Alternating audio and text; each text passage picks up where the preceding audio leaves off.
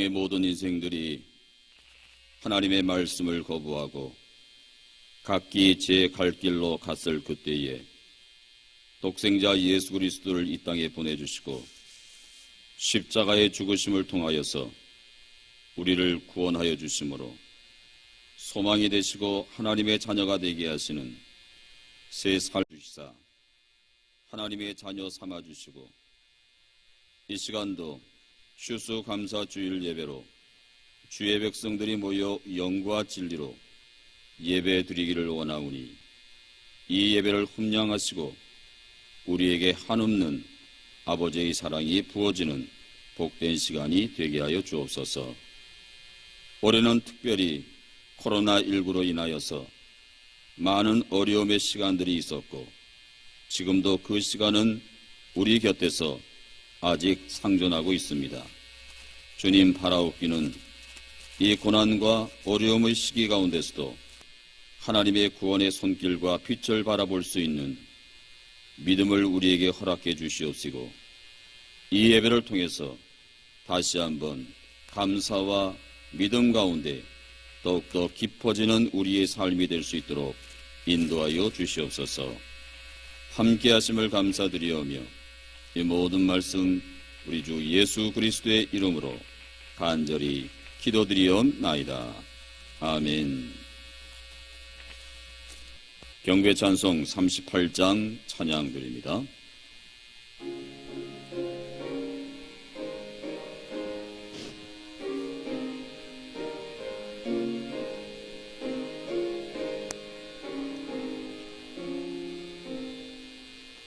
예수 우리 왕이요 이곳에 오셔서 우리가 왕께 드리는 영광을 받아 주소서. 우리는 주님의 백성, 주님은 우리 왕이라. 왕이신 예수님 오셔서 자정하사 다스리소서. 예수 우리 주시오 이곳에 오셔서 우리가 적게 드리는 찬양을 받아 주소서. 우리는 주님의 종들, 주님은 우리 조세라. 주 대신 예수님 오셔서 이 찬양을 받아 주소서. 교동문 105번 감사절 1번의 시를 함께 교독하시겠습니다. 여호와께 감사하라. 그는 선하시며 여호와께 감사하고 그의 이름을 불러 아뢰며 그들이 광야 사막길에서 방황하며 거주할 성읍을 찾지 못하고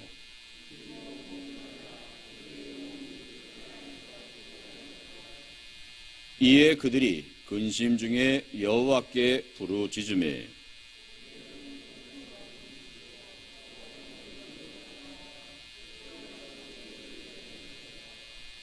여호와의 인자하심과 인생에서 엔생에게 행하신 기적으로 말미암아 그를 찬송할지로다.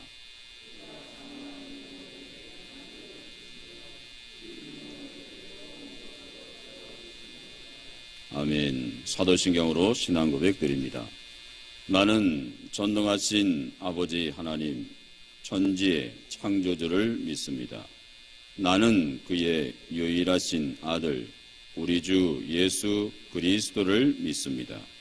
그는 성령으로 잉태되어 동정녀 마리아에게서 나시고 본디오 빌라도에게 고난을 받아 십자가에 못 박혀 죽으시고 장사된 지 사흘 만에 죽은 자 가운데서 다시 살아나셨으며 하늘에 오르시어 전능하신 아버지 하나님 우편에 앉아 계시다가 거기로부터 살아있는 자와 죽은 자를 심판하러 오십니다. 나는 성령을 믿으며 거룩한 공교회와 성도의 교제와 죄를 용서받는 것과 몸의 부활과 영생을 믿습니다. 아멘. 고백찬송 427장 찬양드립니다.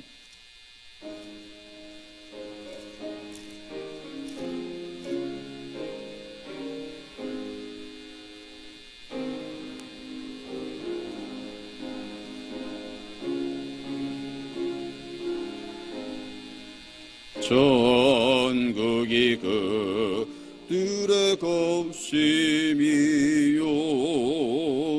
늘 애통하는 이 복이 있나니 그들이 위로를 받으리라. 온유한 사람은 복이 있나니 그 땅이 개업이 될 것이요.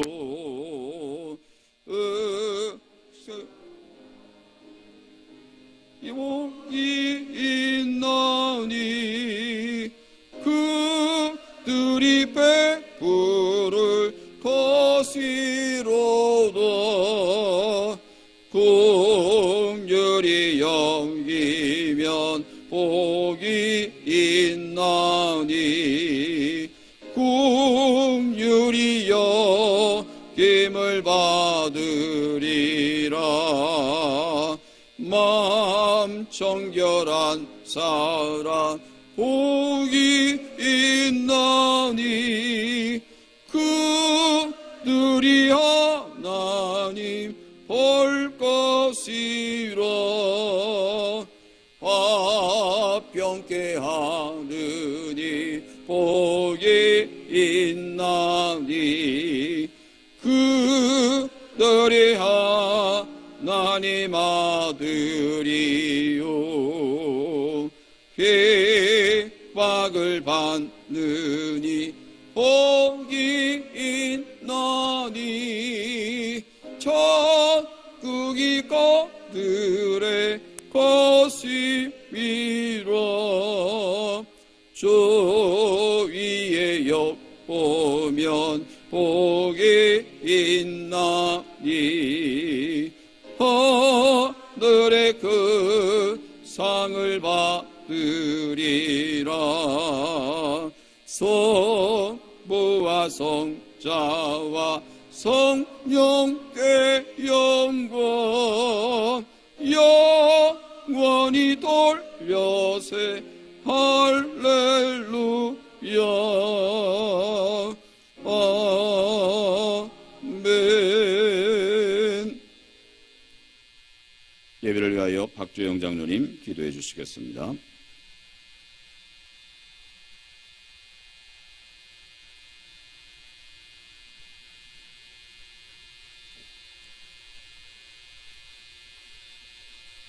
거룩하시고 사랑이 많으신 아버지 하나님 은혜를 감사드립니다.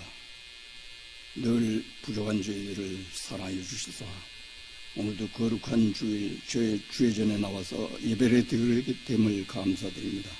오늘 특별히 2020년도 추수감사주를 맞이하였습니다. 아버지 하나님, 저희들이 그동안 살아오면서 하나님께 늘 감사하지만 오늘 특별히 1년을 살아오면서 더욱 감사하는 추수감사절이 될 수 있도록 주님 역사하여 주시옵소서. 사랑하는 성도님들 많은 어려움에 처해 있습니다. 주님 그들을 위로하여 주시고 저희들과 같이 다 함께 예배드리기에 부족함이 없도록 인도하여 주옵시기를 간절히 바라고 원합니다. 사랑의 아버지 하나님, 이제 이 세상은 코로나19로 많은 어려움을 겪고 있습니다. 우리나라뿐 아니라 세계 여러 나라들이 이 병균으로 인해서 많은 사람들이 어려워하고 이제 죽어가는 생명들도 있사오니 아버지 하나님, 이 고통을 속히 면하게 하여 주시옵소서. 아버지 하나님, 이 사망의 음침한 골짜기를 속히 빠져나갈 수 있도록 주님께서 역사하여 주옵시기를 간절히 바라고 합니다. 그래야 아버지 하나님, 우리 교회 생활도, 교회 믿음 생활도, 예배 생활도 속히 정상으로 돌아올 수 있도록 인도하여 주시옵소서. 오늘 세우신 사자 목사님 말씀 들고 증거하실 때 우리가 그 말씀에 의지하여 말씀대로 살아갈 수 있도록 인도하여 주시며, 이 예배를 아버지 하나님께 온전히 기뻐 받아 주시옵소서.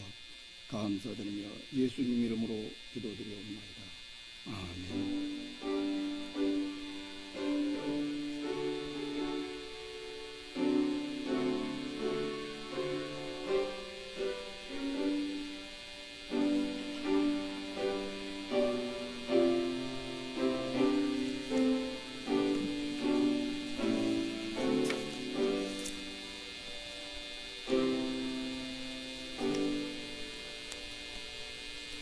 이 시간 우리에게 주시는 하나님의 계시의 말씀은 신약성경 데살로니가후서 1장 3절로 5절의 말씀을 봉독하겠습니다.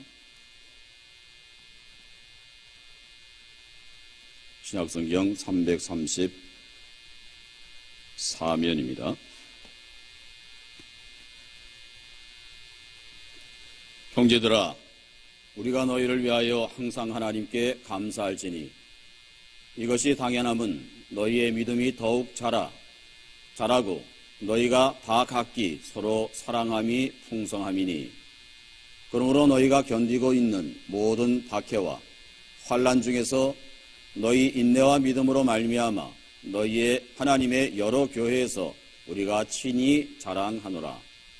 이는 하나님의 공의로운 심판의 표요 너희로 하여금 하나님의 나라에 합당한 자로 여김을 받게 하려 함이니, 그 나라를 위하여 너희가 또한 고난을 받느니라.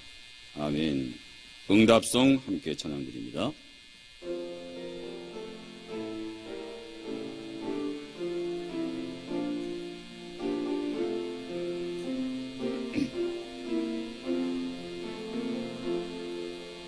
이 말씀 따라 사는 동안 지치지 않게 하시고, 이 말씀 따라 사는 동안 주님 나라 이루소서. 할렐루야. 오늘은 주신 말씀 가지고 차원이 다른 감사라고 하는 제목으로 하나님 말씀 증거하도록 하겠습니다. 탈무드에 이런 내용의 구절이 있습니다. 물레를 돌리게 해도 효도일 수 있고 잔치상을 차려드려도 불효일 수 있다 라고 하는 구절이 있습니다. 물레를 돌리게 해도 효도일 수 있고 잔치상을 차려드려도 불효일 수 있다. 여러분, 이 탈무드의 이야기가 우리에게 주는 교훈이 무엇이겠습니까? 효도의 기준이라고 하는 것이 내가 아니라 부모가 되어야 한다는 말입니다. 아무리 자녀들 생각에 효도한다고 해도 그 효도를 받으시는 부모님께서 그것을 효도로 받지 아니하면 그것은 결코 효도일 수 없다는 이야기입니다. 부모는 물레를 돌리고 싶은데 그런데 못하게 하는 거예요. 물레를 못 돌리게 하는 거예요. 그게 효도라고 자녀는 생각한 거예요. 자녀 생각에 부모에게 잔치상을 차려드리는 것이 효도라고 생각했는데 부모는 그게 아니라는 것입니다. 부모 마음은 잔치상 받는 것보다 물레를 돌리고 싶은 마음이 더 있었다는 것이죠. 그러니까 효도는 내가 하는 것이지만 그 주체는 받는 부모의 입장에서 생각해야 된다는 것입니다. 여러분, 우리가 신앙생활에서도 감사도 마찬가지입니다. 그 감사의 기준이 내가 아닙니다. 그 기준이 하나님이 되어야만 한다는 것입니다. 우리가 아무리 하나님께 감사를 한다 해도 그것을 하나님이 기쁘시게 받지 아니하시면 그것은 진정한 감사가 될 수 없다는 사실입니다. 그러므로 우리가 감사할 때 중요한 것은 하나님께서 내가 드리는 이 감사 행위, 감사의 믿음, 이것을 기쁘게 받으실 것인가? 이것이 중요하다는 이야기입니다. 그렇다고 하면 하나님께서 기쁘게 받으시는 감사는 어떤 감사일까? 여러분, 올해는 지난 3월부터 본격적으로 시작된 세계적 전염병 코로나19로 인해서 우리는 참으로 힘든 시기를 보내왔었고 지금도 보내고 있습니다. 앞으로 또 얼마만큼 더 보내야 할는지 모릅니다. 여러분, 이런 상황 속에서 우리는 어떤 감사를 드릴 수 있을까? 여러분, 올해 하나님께 드린 감사, 어떤 감사가 떠오르십니까? 내가 코로나19에 걸리지 않은 것, 우리가 감사할 수 있습니다. 여러분, 이런 감사는요, 이름 붙이면 그래서의 감사입니다. 그래서 감사하는 것입니다. 내가 코로나19에 걸리지 않게 되어서 감사하는 것. 그래서 이름 붙이면 그래서 감사입니다. 여러분, 이것은 반쪽 감사라고 할 수 있습니다. 반쪽, 2분의 1 감사라고 할 수 있습니다. 내 조건에 맞아서 하는 감사입니다. 내 조건에 맞아서. 여러분, 정상적인 사람이라고 하면 누구나 이런 감사는 할 수 있습니다. 물론 이것조차도 못하는 사람이 왕왕 있습니다. 그러나 우리가 해야 될 감사는 그래도의 감사라는 것입니다. 그래도의 감사. 무슨 말이냐? 내 조건에 맞지 않아요. 내 조건에 맞지 않아도 그래도 감사할 수 있어야 된다는 것입니다. 여러분, 하박국에 나오는 말씀을 기억하시는지요? 하박국 3장 17절로 18절 말씀에 너무나도 잘 아는 말씀이 있습니다. 비록 무화과 나무가 무성하지 못하며 포도나무에 열매가 없으며 감람나무에 소출이 없으며 밭에 먹을 것이 없으며 우리의 양이 없으며 외양간에 소가 없을지라도 나는 여호와로 말미암아 즐거워하며 나의 구원의 하나님으로 말미암아 기뻐하리로다. 여러분, 사람은 뭔가 있음, 내게 뭔가 있다라고 하는 것, 그 있음은 좋은 것이고 내게 없음, 그것은 나쁜 것이라고 생각하는 경우가 많습니다. 소위 없음이라고 하는 것, 내게 있어서 결핍이라고 하는 것, 그것을 사람들은 좋아하지 않습니다. 만약에 우리가 이것도 저것도 없고 오직 주님만 있다라고 하면 여러분 즐거워하고 기뻐하시겠습니까? 이것도 없고 저것도 없어요. 오직 주님만 있다면 즐거워하고 기뻐하실 수 있으시겠습니까? 우리가 예수님 믿는데 이것도 있고 저것도 있어야지, 예수 믿는데 이것도 없고 저것도 없다라고 하면 어떤 사람은 그렇게 이야기합니다. 예수 잘못 믿는 것이라고. 여러분, 누가 그렇게 말한다라고 하면 그 말이 맞는 말이겠습니까? 맞지 않습니다. 예수 믿는데 이것도 있고 저것도 있어야 되지, 이것도 없고 저것도 없다라고 하면 뭔가 예수 잘못 믿어서 그렇게 된 것이라고 말하는 사람이 있다라고 하면 그것은 옳지 못한 신앙입니다. 여러분, 물질의 있음 없음보다도 더 중요한 것은 주님으로 말미암아 즐거워하고 기뻐하는 삶이라고 하는 사실입니다. 여러분, 물질의 가치보다 믿음의 가치를 더 중요시하고 그것을 감사할 수 있어야만 한다는 사실입니다. 성경이 그것을 우리에게 말씀하고 있어요. 여러분, 내가 무엇을 받았기에, 그리고 때로는 무언가를 누렸기에, 아니면 내가 배가 불렀기에 감사한다. 그것은 당연한 것입니다. 여러분, 그런데 이것조차도 감사하지 못하는 사람들도 있어요. 오히려 불평불만하는 경우도 있습니다. 받았지만 적게 받았다고. 누리고 있지만 내가 뭔가 조금 부족하다고. 배가 부르긴 부른데 흡족하게 부르지 않다고. 원망하고 불평할 때가 있습니다. 흔히 그럽니다. 왜 나만 작지? 왜 나는 조금이야? 뭔가 받았긴 받았는데 왜 작냐? 왜 적으냐? 이것으로 인해서 원망하고 불평할 때도 있습니다. 여러분, 사람들이요, 뭔가 받았고 누렸지만 늘 불만족 속에 사는 까닭은 뭐냐? 자기의 마음속에 뭔가 만족의 기준치를 정해 놓았기 때문에 그래요. 내 마음속에 자기 나름대로의 기준치, 그것을 정해 놓고 살기 때문에 그렇습니다. 여러분, 그런데 사람이 정해 놓은 그 기준이라고 하는 것은요, 늘 가변적입니다. 예? 여러분, 사람의 욕망이라고 하는 것은 이제 됐다라고 말하지 않아요. 사람의 욕망은 이제 됐어 라고 말하지 않는다는 것입니다. 뭔가 욕망이 충족되어지는 순간 또 다른 욕망이 떠오릅니다.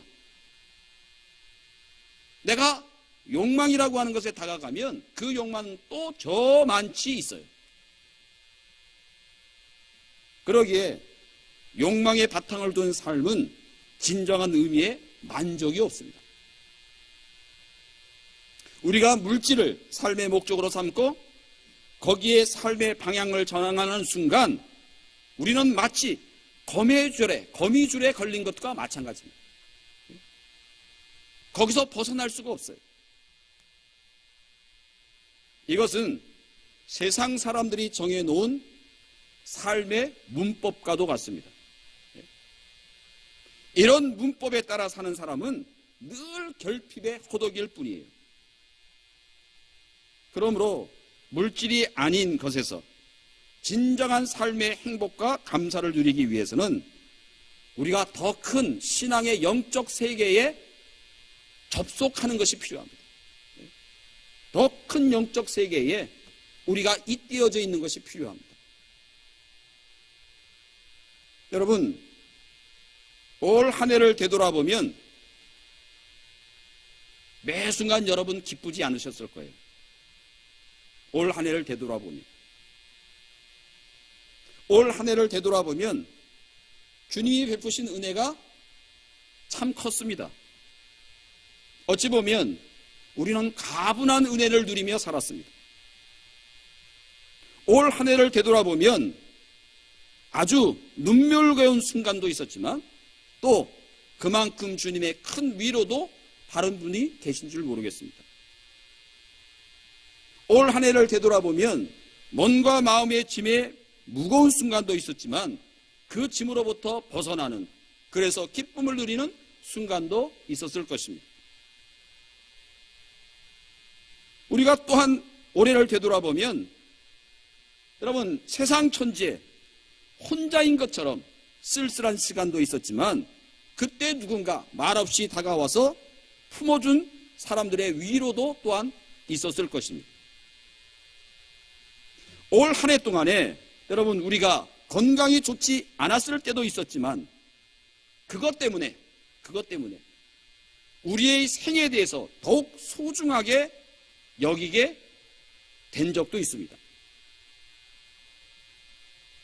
여러분, 저와 여러분이 무엇이기에 하나님께서 이렇게 생각해 주시고 돌보아 주시는가? 우리는 이 추수감사 주일날 생각해 보게 됩니다. 시편 기자는 시편 139편 14절에서 이렇게 하나님을 찬양하고 있습니다. 내가 이렇게 빚어진 것이 오묘하고 주님께서 하신 일이 놀라워 이 모든 일로 내가 주님께 감사드립니다. 이 영혼은 이 사실을 너무나도 잘 압니다. 그렇게 노래하고 있습니다.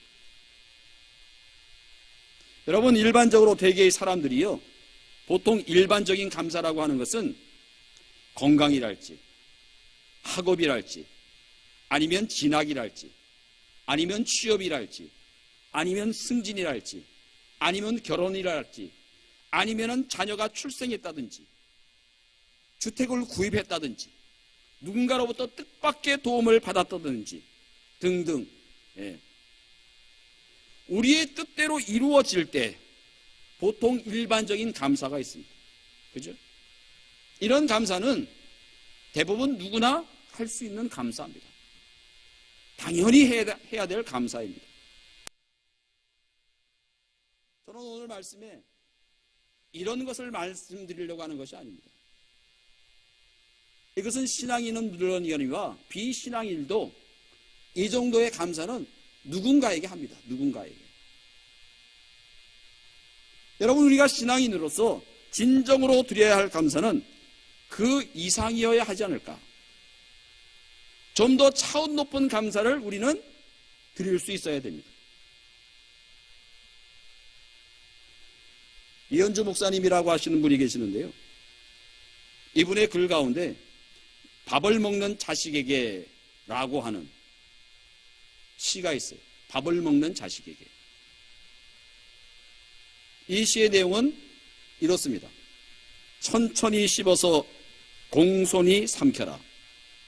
봄에서 여름 지나 가을까지 그 여러 나날들을 비바람 땡볕으로 익어온 쌀인데 그렇게 허겁지겁 삼켜버리면 어느 틈에 고마운 마음이 들겠느냐. 사람이 고마운 줄 모르면 그게 사람이 아닌 거요 라고 하는 글입니다.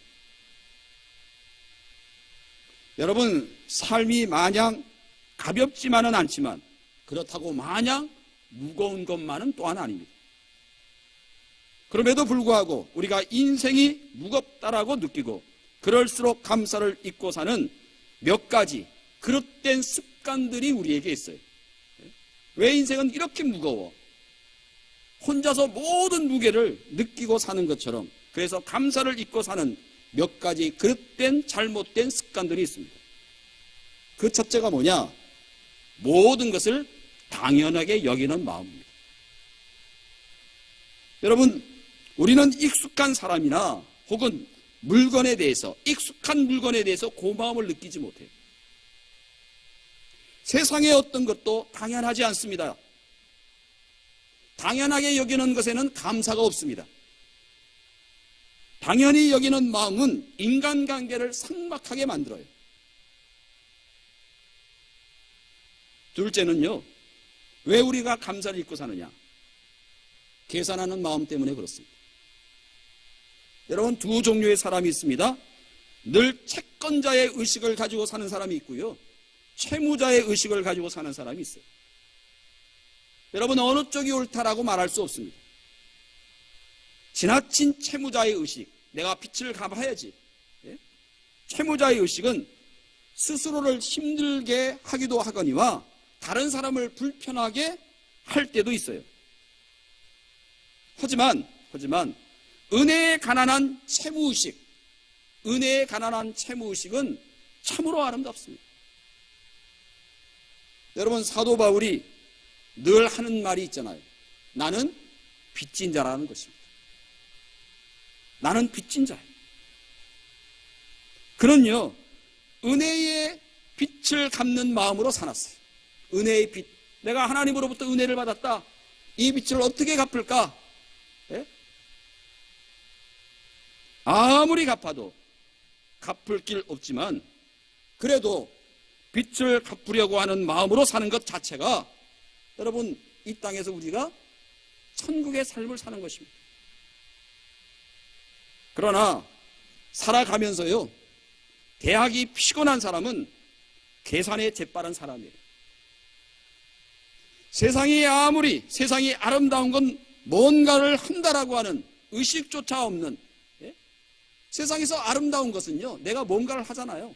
뭔가를 한다라고 하는 그 의식조차도 없이 자기를 내어주는 사람, 그것이 아름다운 거예요. 여러분도 다 경험해 보셨겠지만 세상에는요 사람의 호의를 이용하여서 자기의 입속을 차리는 사람들을 우리는 만나게 됩니다. 여러분, 자기의 이익을 계산하는 게 짧게는 내게 이득이 되겠지만 길게 보면 손해인 것입니다. 이들은 불행한 사람들입니다. 세 번째로는요, 왜 우리가 감사를 잊고 사느냐? 망각 때문에 그렇습니다. 여러분, 우리가 살다 보면 기가 막힐 웅덩이와 수렁에 빠지는 일들이 참 많아요. 그때마다 하나님은 당신의 의로운 오른팔로 우리를 건져주셔요. 때로는 누군가를 보내셔서 우리를 웅덩이와 수렁에서 끌어내셔서 반석 위에 세워주시기도 하십니다. 여러분, 얼마나 감사한 일입니까? 하지만 그 고마움과 감격은 얼마 지나지 않아서 잊고 살아가요. 여러분, 우리가 잊지 말아야 할 것은요, 이런 하나님의 은혜를 망각하지 않는 것입니다. 유대인들은 예루살렘 성전에 올라가서 예배 드릴 때 언제나 감사와 찬송과 기도를 인도하는 사람들을 늘 두었어요. 예배 드릴 때마다 그 순서를 맡아서 하는 사람이 정해져 있었어요. 찬송하고 기도하고 감사하는, 이것을 주로 하는 사람이 정해져 있었어요. 왜냐? 삶이 너무 바쁘고 번잡하다 보면 예배 드리는 사람들이 올라와서 그것을 잃어버리고 지나쳐버리기 때문에 한 사람을 늘 두어서 찬송하고 감사하고 기도하게 함으로 하나님의 은혜를 잊지 않도록끔 하게 했다는 사실입니다. 여러분, 오늘 본문에 보게 되면 사도 바울은요, 데살로니가 교인들이 믿음이 성장하고 있다라고 하는 사실을 하면서 하나님께 깊은 감사를 드리고 있어요. 저들의 믿음이 자라났다. 그걸 생각할 때마다 늘 바울은 하나님께 감사했어요. 여러분, 우리는 늘 어린아이와 같은 신앙에서 벗어날 수 있어야 됩니다. 히브리서 6장 1절은 우리에게 이렇게 말씀하시죠. 그러므로 우리는 그리스도교의 초보적 교리를 제쳐놓고서 성숙한 경지로 나아갑시다 라고 말씀하고 있습니다. 여러분, 목회자에게 있어서 가장 큰 행복은 성도들의 신앙 성장입니다. 성도들이 신앙적으로 성숙하고 믿음적으로 성장해 가는 것, 그것이 목회자에게서는 가장 큰 행복이에요. 이것은 육신의 자녀들을 키우는 부모의 마음과 동일합니다. 여러분, 믿음이 깊어지고 있다라고 하는 것을 어떻게 알 수 있을까? 저 사람이 믿음이 성장하고 있어, 믿음이 깊어지고 있어 라고 하는 것을 어떻게 알 수 있을까? 그 한 사람이 하나님의 마음에 깊이 공감하는가를 보면 알 수 있습니다. 믿음의 성장은, 믿음의 깊이는 하나님의 마음에 깊이 공감하는 것과 비례합니다. 하나님께서는요, 당신의 마음을 잘 알아들이는 일을 귀히 여기셔요. 하나님의 마음을 잘 알아들이는 사람을 귀히 여기셔요. 하나님의 마음이 머물고 있는 곳에 우리의 마음도 함께 있어야 합니다. 하나님이 아파하시는 것을 우리도 아파할 줄 알아야 합니다. 여러분, 우리에게 이런 일이 있어서는 안 되겠지만 혹 내 자녀가 어떤 사건에 연루되어져서요, 옛날에는 경찰서나 이런 데서 조사 과정에서 말이죠, 사람이 죽는 일들이 간혹 발생했었습니다. 이런 일이 다시는 없어야 되겠지만 혹간에 내 자녀가 어떤 사건에 연루되어서 고문으로 죽었다라고 하면 여러분 그 부모의 마음이 어떻겠습니까? 제 기억으로는 1985년도라고 기억합니다. 한 신문에 이런 기사가 나왔습니다. 탁하고 치니 억하고 죽었다. 여러분 기억나십니까? 탁하고 치니 억하고 죽었다. 박종철이라고 하는 서울대학교 학생이 고문을 받다가 취조받다가 고문받아서 죽은 사건이 한참 후에요. 이 사건이 영화로 만들어졌습니다. 영화의 제목이 뭐냐 하면 남영동 1985라고 하는 영화예요. 이 작품을 만든 감독은 정지영이라고 하는 감독인데 나중에 기자들이 이 감독에게 물었습니다. 이 영화는 오랜 후에 한 30년이 지나고 난 다음에 만들어졌어요. 굳이 오랜 세월이 지난 후에 이 영화를 만든 이유가 무엇입니까? 물었습니다. 그랬더니 이 감독이 이렇게 대답을 합니다. 아파하라고. 아파하라고. 여러분 우리는 너무 마음이 굳어져서 아파할 줄 모르는 사람이 되었는지 모릅니다.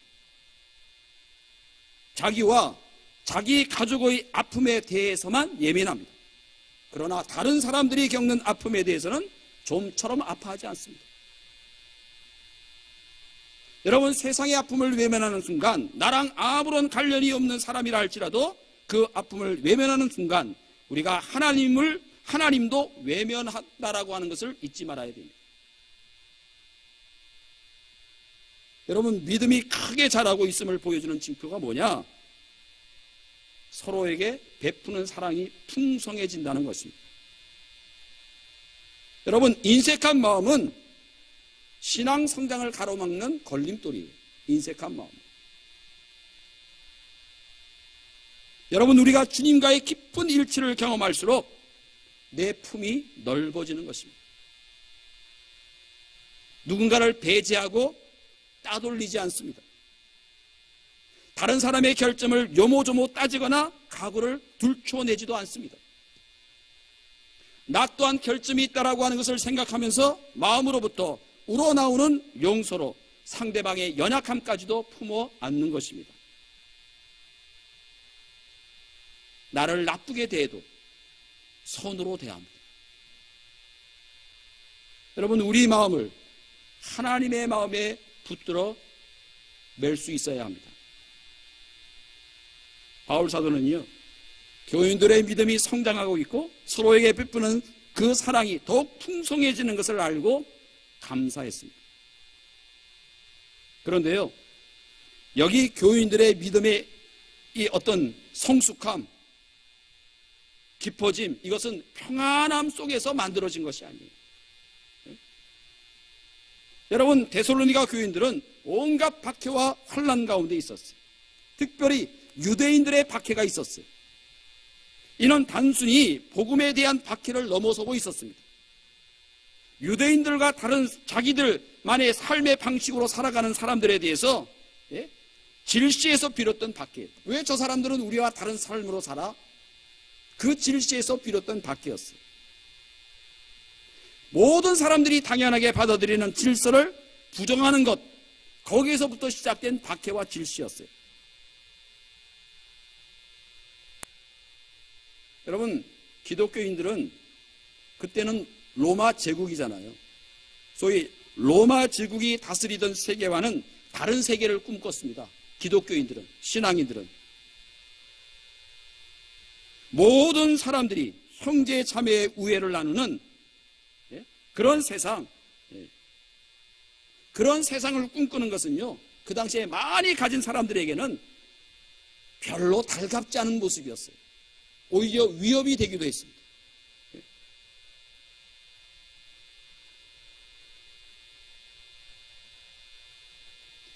밑바닥에 있는 사람들이 짓눌리고 사는 것을 팔자련이 하고 받아들여야 하는데 기독교인들은 그렇게 생각하지 않았어요. 밑바닥에 있는 사람들이 누군가 짓눌리면 짓눌리고 사는 것을 팔자련히 여겨야 되는데 기독교인들은 그렇게 생각하지 않았어요. 그러니까 힘을 가지고 있는 사람들에게는 기독교인들이 눈의 가시였습니다. 당시에 사회 질서를 흔들어 놓았습니다. 그래서 더욱더 박해를 받고 미움을 받았습니다. 여러분, 기독교인들은 복음을 통해서 그들의 가슴에요, 하나님께서 심어주신 하나님 나라의 위대한 꿈을 갖고 온갖 박해, 환난 중에도 그것을 꺾을 줄을 몰랐습니다. 오히려 인내와 믿음으로 그 어려움들을 이겨나갔습니다.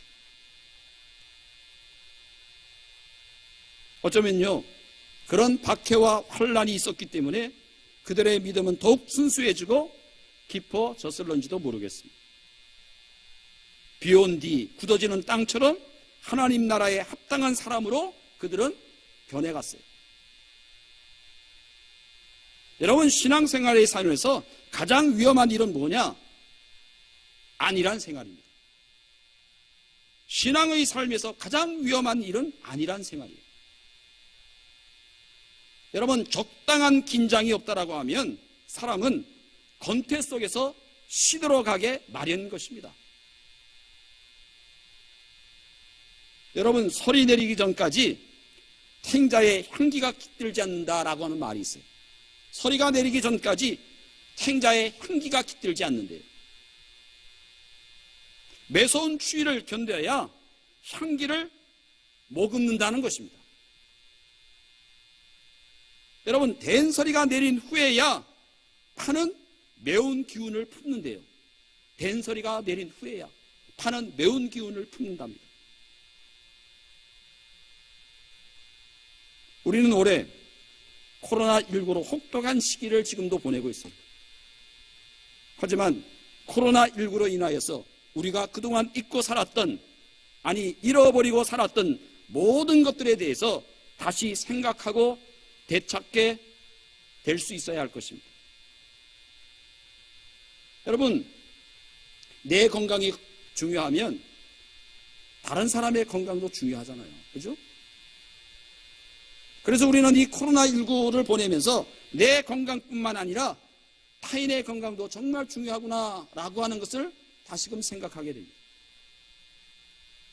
사회적 거리두기로 인하여서 그동안 바쁘게만 살았던 내 자신의 삶을 되돌아볼 수 있는 기회도 우리는 코로나19라고 하는 것 때문에 가질 수 있게 되었습니다. 나뿐만 아니라 남도 돌아보는 시간을 가질 수 있게 되었습니다. 특별히 자신만의 골방에서요, 기도할 수 있는 시간이 우리에게 저는 주어졌다라고 생각돼요.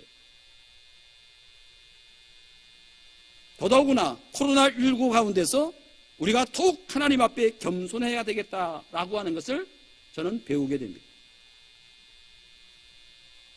하지만요, 이런 순간은 지속되기가 어렵습니다, 여러분. 섬광처럼 지나가 버립니다. 우리의 소명은 이런 것이 일상이 되게 하는 일이에요. 일상이 되게 하는 일. 여러분, 이 땅에 교회가 존재하는 이유가 무엇이겠습니까? 저는 이런 일상에서의 모든 감사, 이것이 우리의 소명이 되어져서 이것을 깨닫게 하는 그런 삶의 자리가 이 교회고 우리의 신앙생활이라고 생각합니다. 유대인들은 가을거지가 끝나면 초막절 축제를 벌였어요. 광야에서 초막을 치고 살았던 조상들의 삶을 몸과 마음으로 재현하면서 초심을 잃지 않으려고 노력했다는 것입니다. 오늘 우리가 추수감사절 예배를 이러이러한 일들에 대해서 감사하는 절기를 넘어서서 여러분, 하나님께서 오늘도 하시려고 하는 일에 동참할 수 있도록 불러주신 하나님의 은혜에 감사하는 절기가 될 수 있어야 할 것입니다. 제가 설교를 준비하면서 근래 시 한 편을 읽고요, 제가 지금껏 감사해온 생활에 대해서 다시 한번 생각하게 됐습니다. 이 시를 읽고 한동안 멍하게 앉아 있었습니다.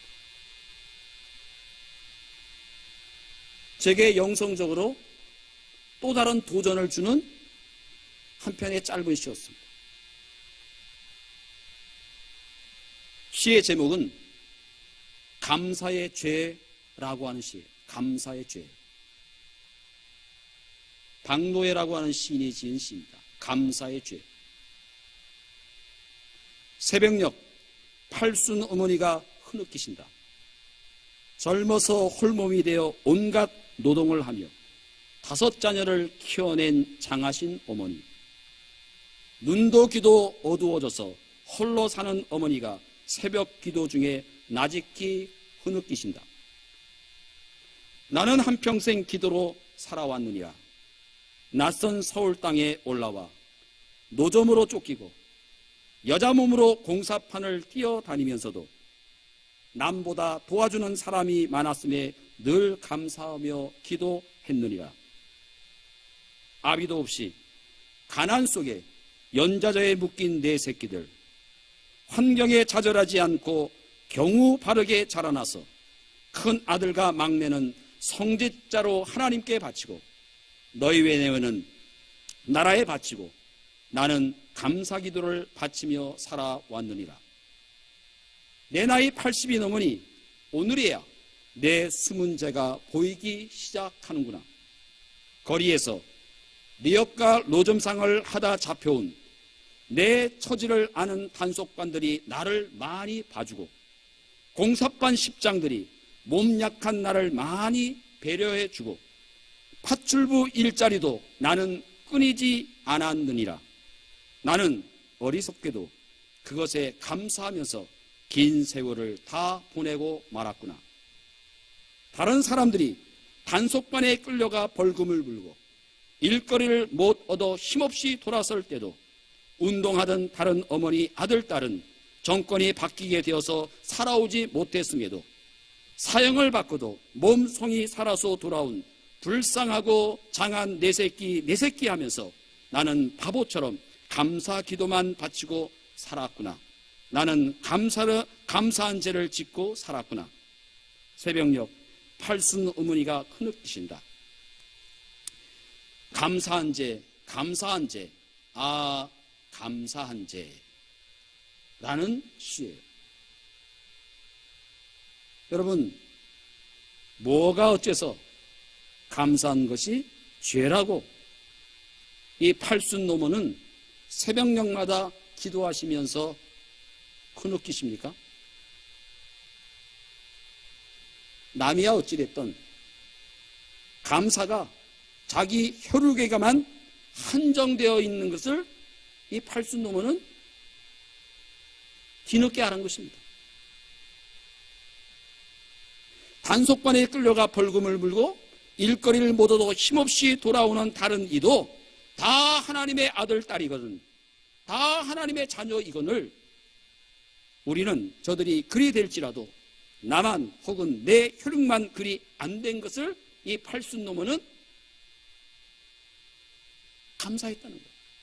그래서 그것이 감사가 죄로구나. 여러분, 이것이 우리의 감사가 가지고 있는 한계일런지 모릅니다. 이 팔순 노무는 이걸 깊이 보고 깨달은 것이죠. 저들도 하나님의 자녀인 것을, 그리고 하나님의 마음을 알고는 그렇게 감사한 걸 죄로 흐느꼈다는 것입니다.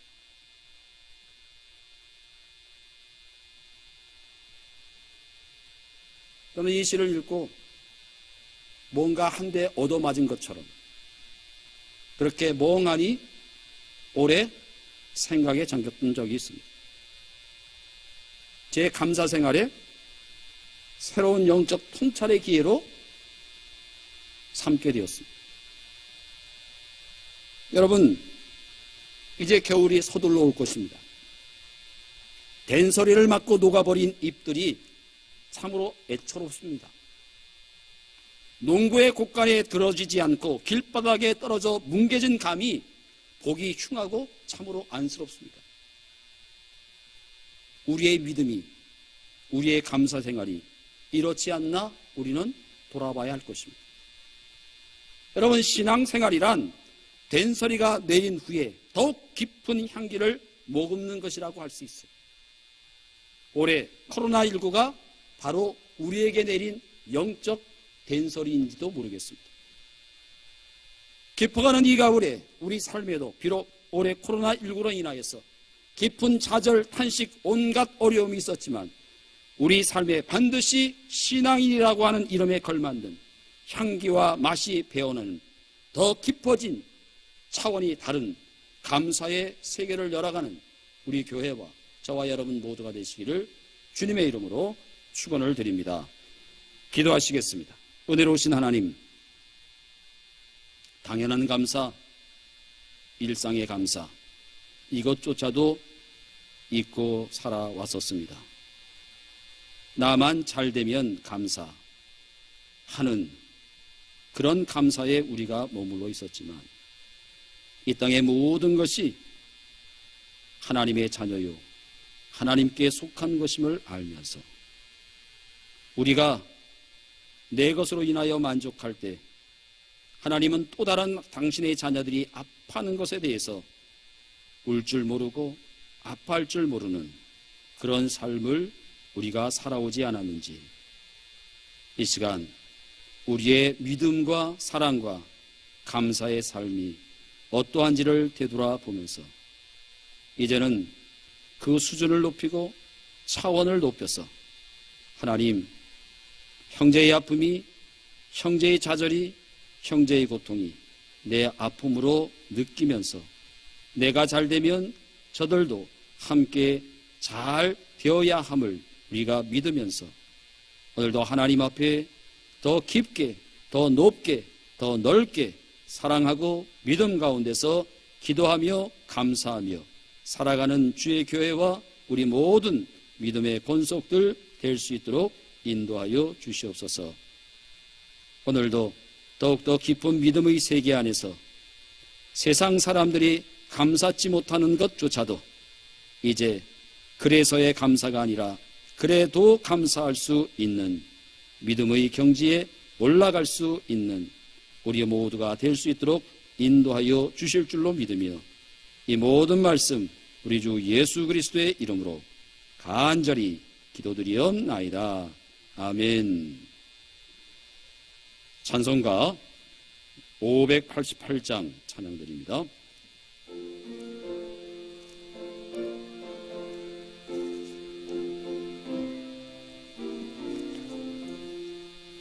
공중 나는 새를 보라 농사하지 않으며 곡식모와 곡간안에 들인 것이 없어도 세상 주가 나는 주님 씨를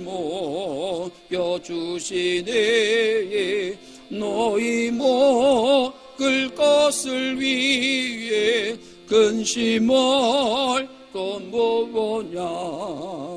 들의 배가 벌을 보라. 길쌈속고 안에도 솔로몬의 입은 옷도 입고만 못하였네. 아궁 속에 던질 불도 기비시고도 사랑하는 자녀들을 입히시지 않으랴.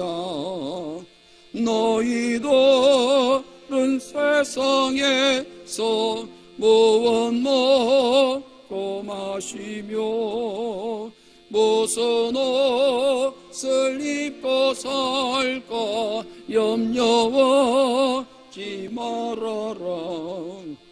이난 이방 사람들이 간구와 것이요 너희여 늘 아버지는 너희 쓸 것 아신다. 너는 먼저 그의 나라 그의 의를 구하면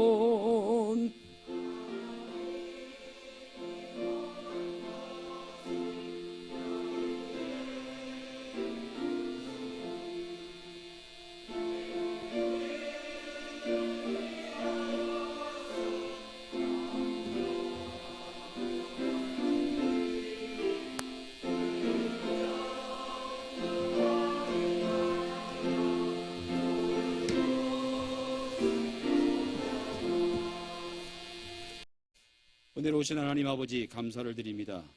매년마다 우리가 맞이하는 추수감사주일이지만 올해는 더욱 코로나19로 인하여서 지난 많은 시간들 어려움과 좌절과 또 하나님 아버지 우리가 신앙적으로 여러 도전을 받는 그런 시간들 속에서 추수감사주일을 맞이하게 되었습니다. 주님, 오늘도 베풀어 주신 하나님의 은혜뿐만 아니라 나에게뿐만 아니라 모든 믿음의 형제 자매들에게도 베풀어 주시는 그 크신 하나님의 은혜를 감사하며 언제나 그래서의 감사에서 그래도의 감사로 하나님 더욱더 수준이 높아질 수 있도록 도와주시옵소서. 이 시간 귀한 예물을 아버지께 올려드립니다. 고명한 믿음의 성도뿐만 아니라 추수감사주의를 당하여서 하나님 앞에 기쁜 마음으로 감사한 마음으로 정성을 다한 이 예물 흠량하시고 저들 위에 복을 내려주사 하늘의 신령한 복과 땅의 기름진 복들이 흘러 넘치게 하여 주옵소서. 이 귀한 예물이 쓰여지는 곳마다 하나님의 온전한 뜻이 이 땅 위에 이루어지게 하옵시기를 우리 주 예수 그리스도의 이름으로 간절히 기도드리옵나이다. 아멘. 예, 교회 소식 함께 나누겠습니다.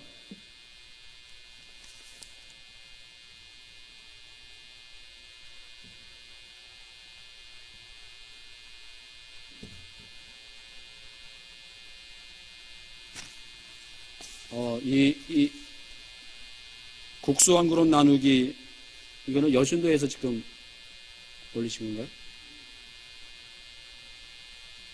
아, 임영자 권사님이요? 아, 그래요? 예. 이게 여신도에 다 나눠드린 건가요? 아니에요? 아니, 근데 이 항아리가,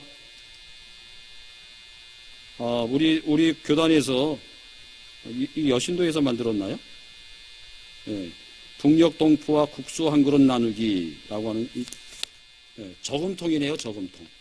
예, 저금통인데, 지금 동전을 가득 이렇게 모아 놓으셨다가 오늘 올리셨습니다.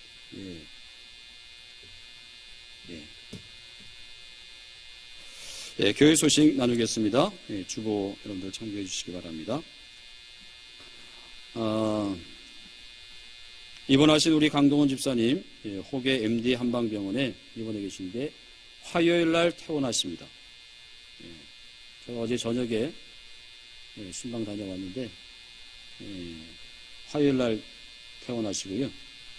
그 다음에 우리 최정석 권사님은 수요일 날 퇴원하십니다. 수요일 날, 이번 주. 입대하는 우리 청년이 있습니다. 우리 천숙의 집사님, 진경철 집사님, 막내 아들, 유빈군이 내일, 아니에요? 아, 둘째? 아, 셋째가 아니고. 셋째, 둘째입니다. 정정하겠습니다. 둘째. 둘째 유빈군이 내일 입대합니다. 어디로 입대하죠? 포항? 아, 네.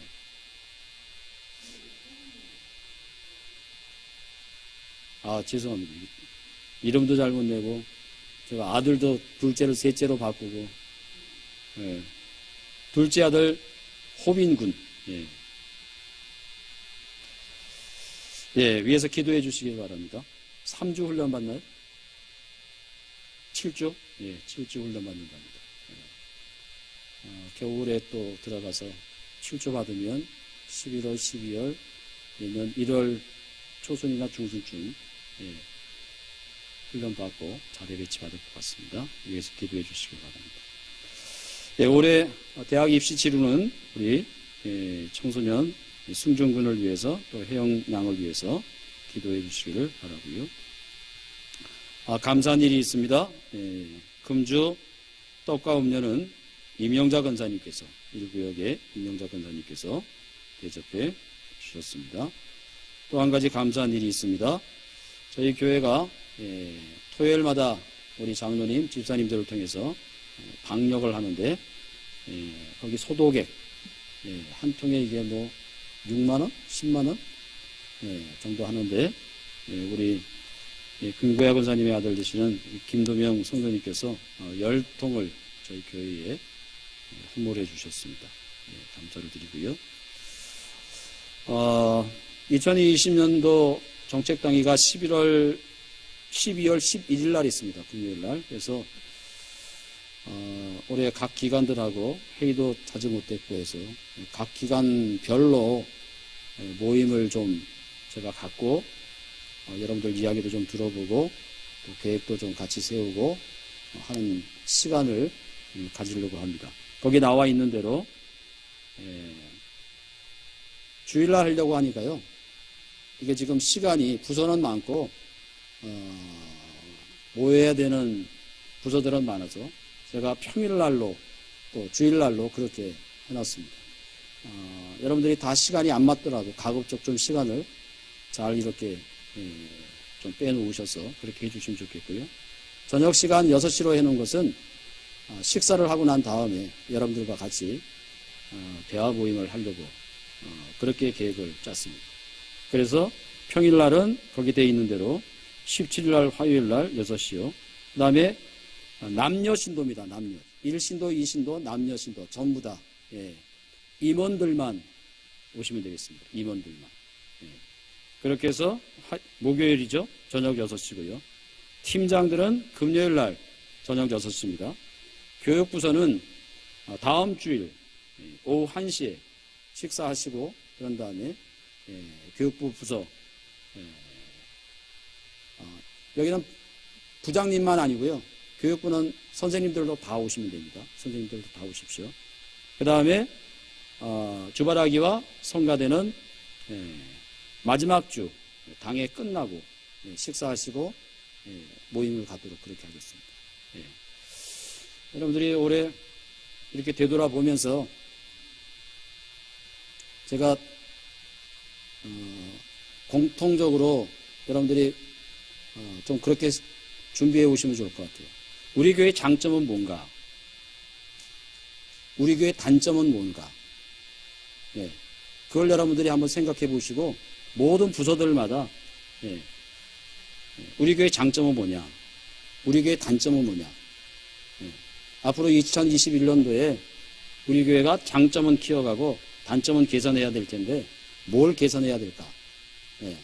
제가 공히 모든 부서에 다 이야기부터 할 겁니다. 그리고 올해 우리가 많은 것들을 못했어요.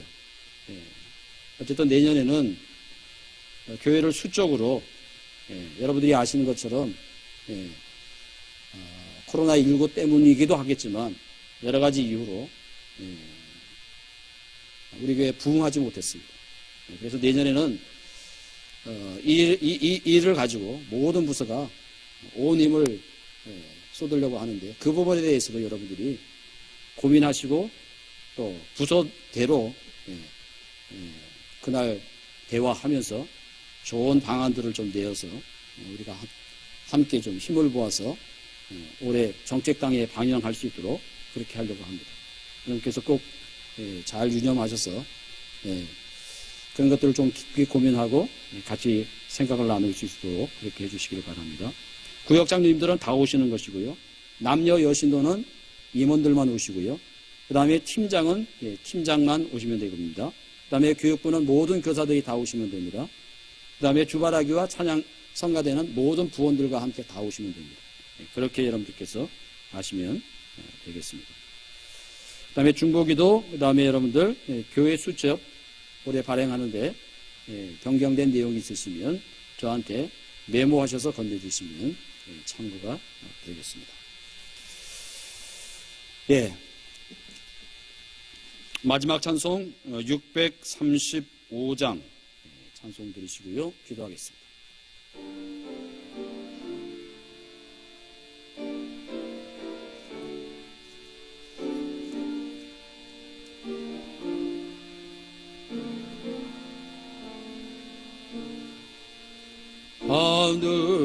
하늘이 계세나 보지 이름 거룩하사 주님 나라 임하시고 뜻에 이루어지이다.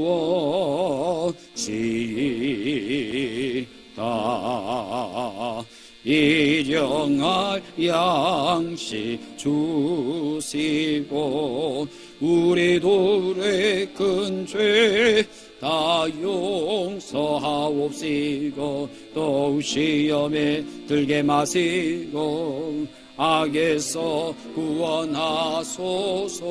이게 주의 나라 주의 권세 주의 영광이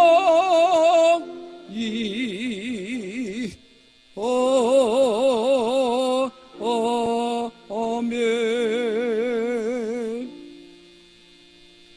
지금은 우리 주 예수 그리스도의 크신 은혜와 하나님 아버지의 극진하신 사랑하심과 성령님의 감동, 역사, 교통하심 속에 당연한 감사거리를 잊지 않게 하시고 그 감사의 차원을 넘어서서 나만을 위한 감사가 아닌 모든 형제를 위하여서도 그 아픔과 그 고난과 그 슬픔조차도 예수님의 품으로 안으면서 오늘도 우리가 다 함께 잘 될 수 있도록 기도하게 하시고 그것들을 위하여 하나님 앞에 더 차원 높은 감사로 우리의 신앙의 삶을 맛있고 멋있는 예수님의 향기가 배어나오는 그런 인생들로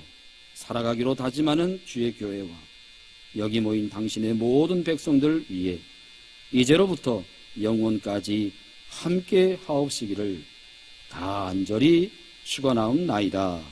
아멘.